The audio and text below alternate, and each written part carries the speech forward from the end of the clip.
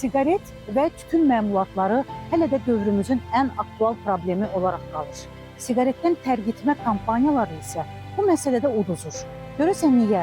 Elə qarşıdakı dəqiqələrdə çalışacağıq ki, siqareti tərgitmək üçün maarifləndirmə kampaniyalarının nə dərəcədə olması və doğrudanmı təsir gücünün nə dərəcədə olması haqqında daha geniş ətraflı danışaq, bizimlə qalın.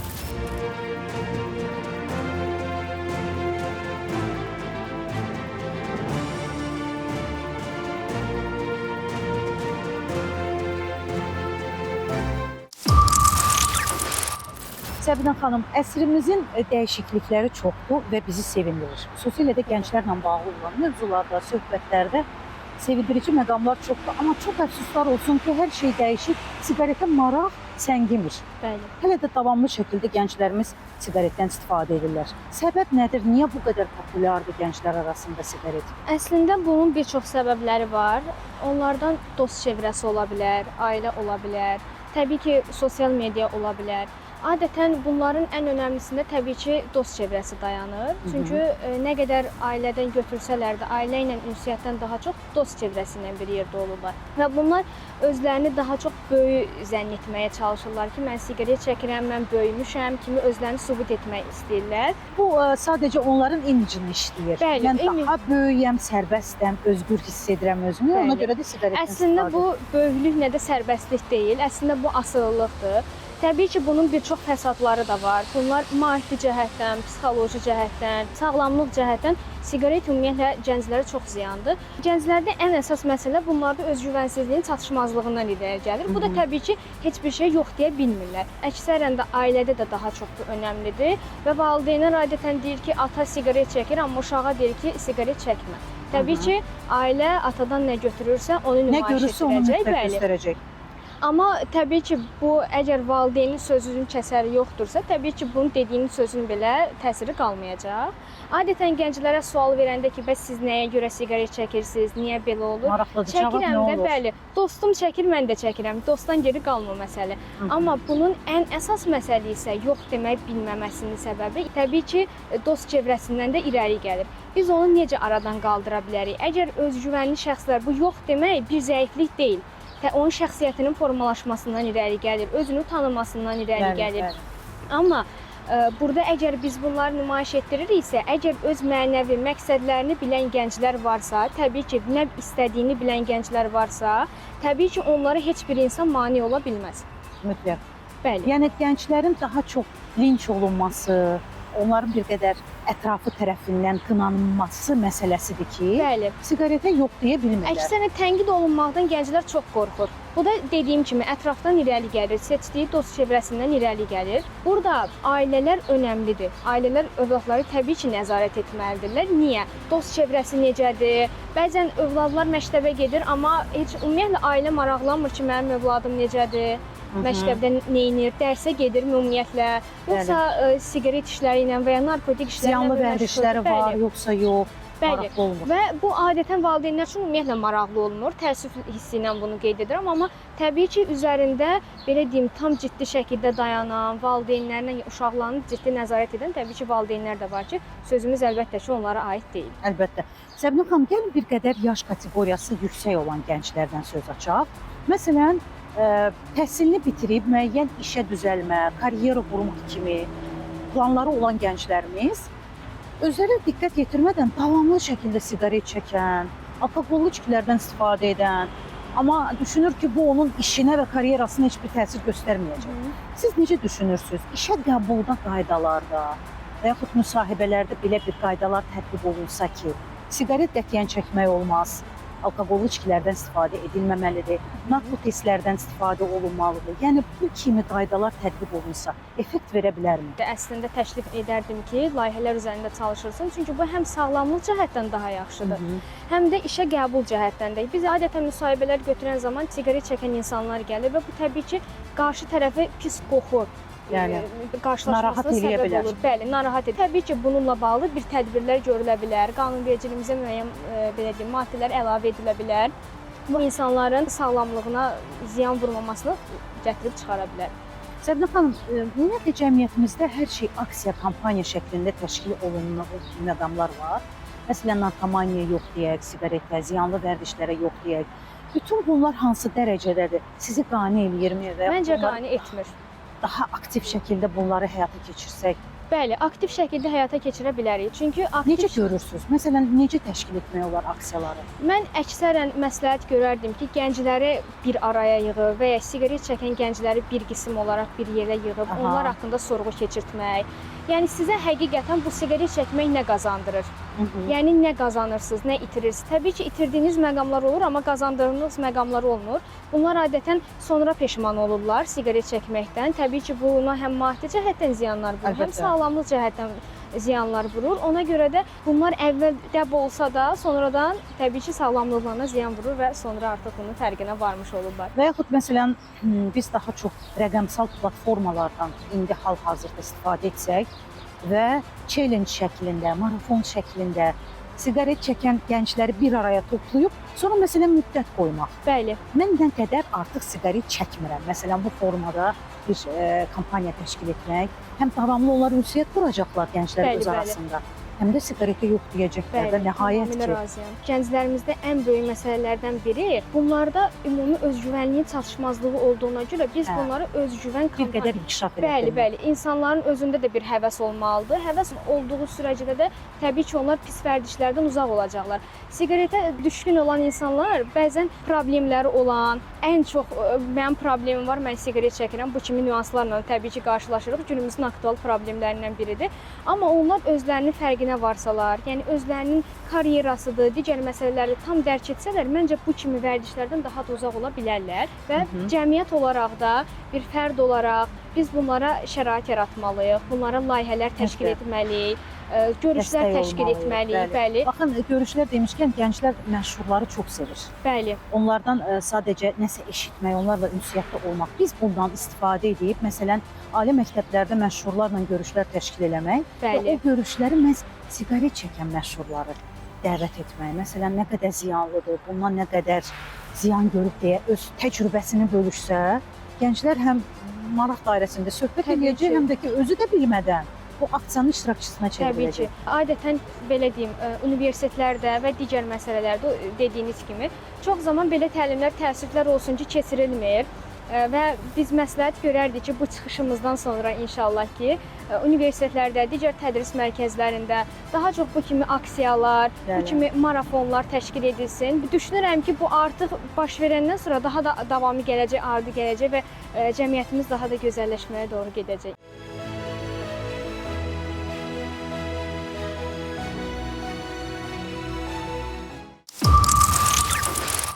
Lətifə xanım, çox maraqlıdır ki, siqareti tərk etmək bir qədər çətin gəlir insanlara. Nədir bu işi çətinləşdirən? Niyə siqareti tərk etmək, ondan uzaq durmaq və yaxud da tərk edən insanlar bir müddət sonra yenidən siqaretə qayıdırlar? Niyə belə olur? Çünki siqareti tərk etmək sadəcə siqareti tərk etmək deyil, həm də hal-hazırda öyrəşmiş olduğu bir metodu buraxmaq deməkdir o insan üçün. Bu siqaret nə mənaya gəlirdi? Yəni biz niyə siqareti buraxa bilmirsən? Bəzi insanlar düşünür ki, mən istəsəm də buraxa bilmirəm, görəsən mən iradəsizəmmi?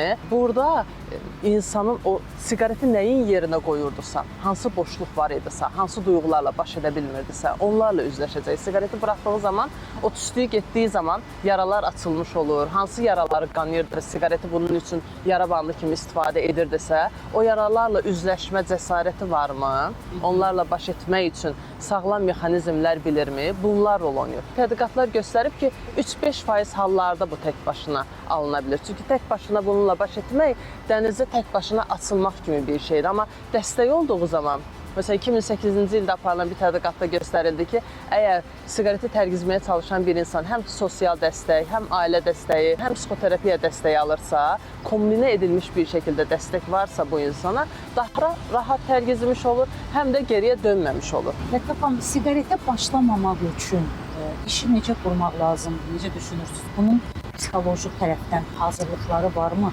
Çünki razılaşaq ki, çox mütəxəssis qeyd edir ki, məhdudiyyətlər qoyulanda insanın beyni əksinə o istiqamətdə daha çox yönəliyi olur.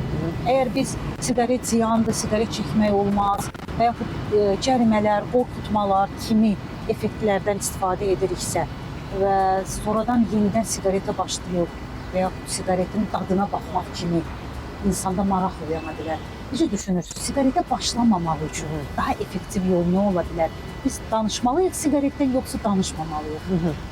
Burada təbii ki, maarifləndirmə rol oynayır. Biz övladlarımızı maarifləndirməliyik siqaretin zərərlərinə dair. Amma inanın ki, ən əsas rol bu deyil. Siqareti bir pansuman kimi düşünə bilər. Yəni, yeniyetmə, bir gənc, bir uşaq siqaretə əlini uzadırsa, hansısa boşluğu doldurur. Hansı ki, o boşluğu valideyn doldursa siqaretə ehtiyac duymayacaq. Və yaxud da hansısa neqativ bir duyğudan qaçır, bir üzüntüdən, qəzəbdən, ifadə edəmədiyi bir şey var, özünü yetərsizmi hiss edir, dəyərsizmi hiss edir. Valideyn ona sevgi ilə qucaq açdığı qədər, güvəndə hiss etdirdiyi qədər o uşaq o qədər siqaretdən uzaq duracaq. O ehtiyacları biz əslində övladımıza sağlam yönlərlə versə, yəni övladımız özünü ailəmizin içində tapsa, karatedə, futbolda, gimnastikada, sağlam yerlərdə özünü tapsa, o aid olma duyğusunu əldə eləsə, o qədər də siqaretdən uzaq duracaq deməkdir. Ətfəqan, bəzən ətraf mühit də hər hansı bir vərdişimizin formalaşmasına təsir edə bilir. Məsələn, yox deyə bilməmək kimi insanların xüsusi vərdişləri var ki, ətraf mühit gənclikdə, məsələn, uşaqlar bir-birinə siqaret təklif edəndə yox, mən çəkmirəm kimi ifadəni işlətsə, linç oluna bilər qorxusundan üzləşir. Bəli. Və ona görə gəlin düşünək, ətraf nə dərəcədə təsir edə bilir bax, bu cür vərdişlərin formalaşmasına? Ətrafın rolu böyükdür əlbəttə ki. Yəni, o gənc ətrafındakı uşaqlardan təklif də alacaq, bunu nəzərə almalıyıq. Təklif alınması qınana da bilər, öz aralarına almaya da bilərlər. Yox deyə bilməmək nədən qaynaqlanır? Özünü dəyərli hiss etməməkdən, özünə hörmətin olmamağından, öz yolunu bilməməyindən, öz məqsədlərinin, qayələrinin olmamasından. Sən dəyərlisən inancını yerləşdirsən, yəni sən özündən dəyərlisən bir şəxsiyyət olaraq. Sən siqaret çəkməsən də dəyərlisən. Sən hansısa bir markanı geyinməsən də dəyərlisən, hansısa bir xarici ölkəyə getməmiş olsan belə dəyərlisən. Yəni sənin dəyərin özündəndir və sən kiməsə özünü sevdirmək üçün öz xüsusiyyətlərindən vaz keçmək məcburiyyətində deyilsən. Olduğun kimi. Nə olursa olsun balam, mən səni sevirəm. Hər şey ailədən başlayır. İnsanın formalaşdığı ən onun üçün komfortlu, rahat məkan ailəsidir. Ailədə insan nə qədər xoşbəxtdirsə, nə qədər uğurludursa, nə qədər şanslıdırsa, ətrafda bu özünü göstərəcək. 2001-ci ildə aparılmış bu tədqiqatdır bu. Göstərilib ki, travma alan insanların siqaretə yönəlməsi və siqaret aludəçiliyi daha çoxdur, nəinki uşaqlığı sağlam keçən. Təbii ki, bu türmədə olan insanlar üzərində də aparılıb eyni araşdırma, yəni türməyə düşən insanların daha çox uşaqkən travma alan insanlar olduğu görülür. Bir çox digər yönlərdən də baxa bilərik bu məsələlərə, əlbəttə ki.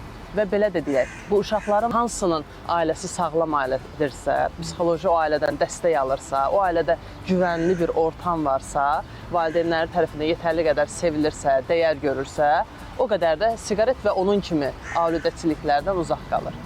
Təşəkkür edirik. Çox sağ olun, Ətfəq xanım. Sağ olun. Siqaret orqanizmi zəhərləyən kimyəvi maddələrdən ibarətdir və uzun müddətli istifadəsi bir sıra ağır xəstəliklərə səbəb olur. Siqaret tüstüsü ağciyərləri zədələyərək xroniki bronxit, emfizema və ağciyər xərçənginə səbəb olur. Nəfəs alma çətinləşir, fiziki fəaliyyət qabiliyyəti azalır.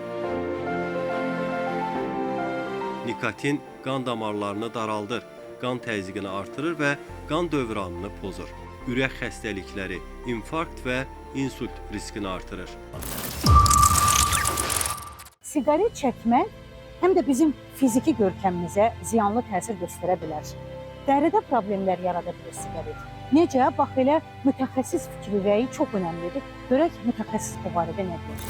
Siqaret ən çox ürək, ağciyər problemləri ilə bərabər ən çox təsir elədiyi orqanlardan, ən çox təsir edən yerlərdən biri də dərimizdir.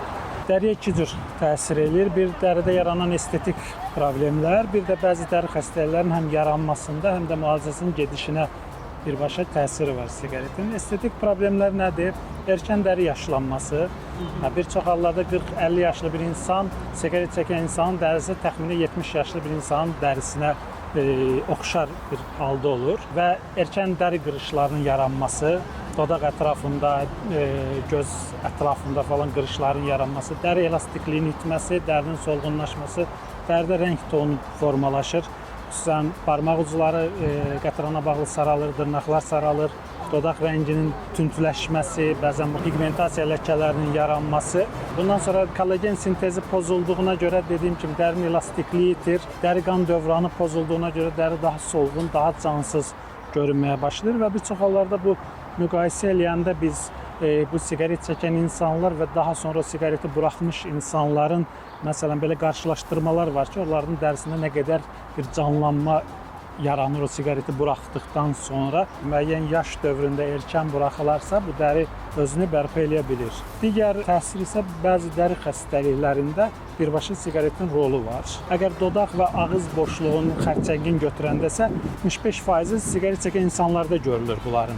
Yəni bu da çox yüksək bir göstəricidir. Sonra leykoplagiya dediyimiz ağız boşluğunun xəstəliyi var ki, bu xərçəngiyonu xəstəlik sayılır. Bu da ən çox siqaret çəkən insanlarda görülür. Hətta bu siqareti buraxdıqdan sonra xüsusən dodaq və ağız boşluğu xərçənglərinin metastaz riski də azalır belə insanlarda siqareti buraxdıqdan sonra.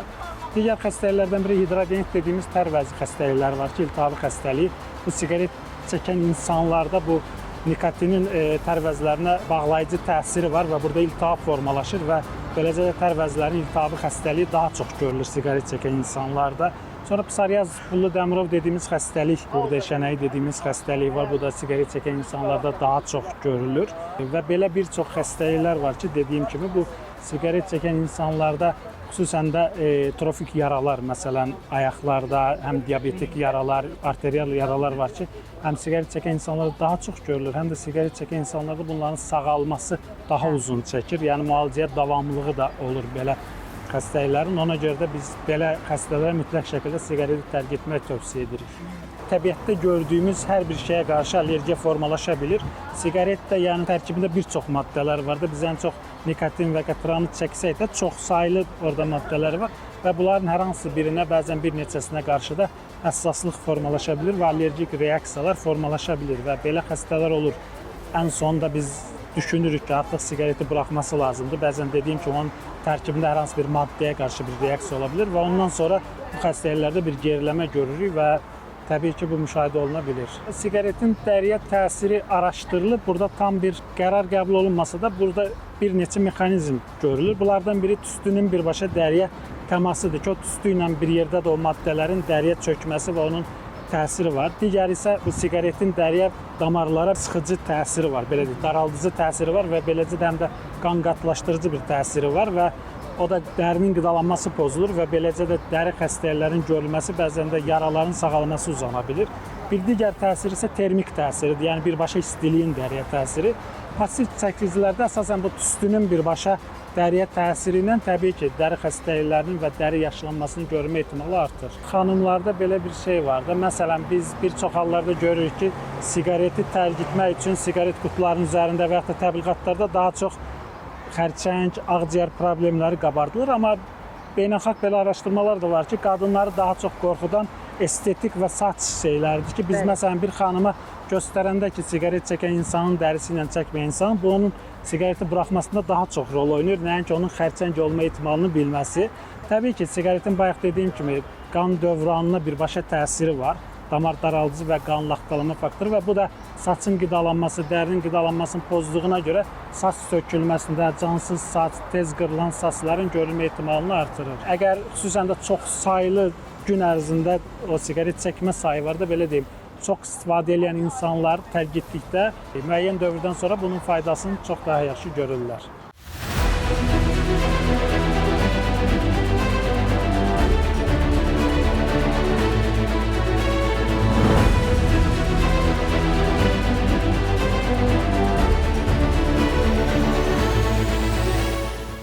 Uşaqlar bizim gələcəyimizdir. Əziz gənclər, gəlin pis vərdişlərdən uzaq olaq və gələcəyimizi həm də sağlamlığımızı birlikdə qurtaraq. Həyatda hər zaman çətin anlar olacaq əlbəttə ki. Lakin siqaret bunun üçün həll yolu deyil.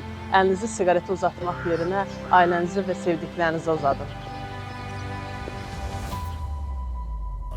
Sağlam cəmiyyət ziyanlı vərdişlərdən uzaq duran cəmiyyət deməkdir. Odur ki, cəmiyyətimizin hər bir fərdi üzərində iş aparılmalı. Maarifləndirmə kampaniyaları, bunun haqqında daha çox danışmaq, təhsil proqramları, hər biri bizə kömək edə bilər. Odur ki, bu mövzunu davam etdirmək şərti ilə növbəti proqramlarda görüşmək üzrə. Salamat qalın.